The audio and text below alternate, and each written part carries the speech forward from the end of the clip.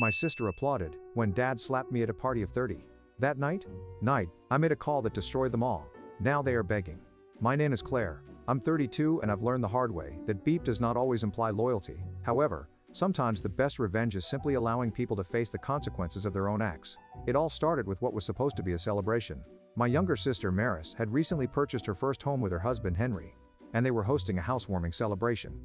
Maris, 29, had always been the golden child, marrying young, having 2 children by the age of 25, and convincing our parents that she could do no wrong despite a series of terrible financial mistakes. I, on the other hand, was the family's disappointment.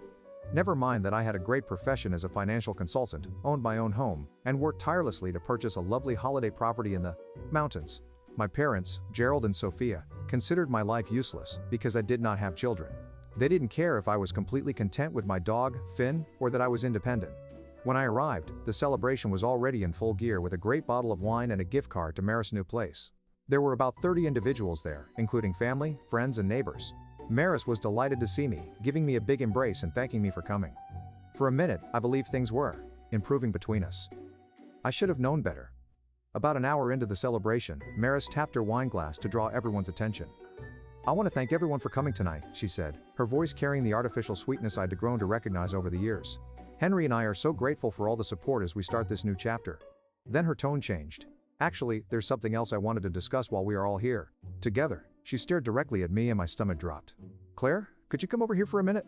The crowd dispersed as I made my way to where Maris was standing.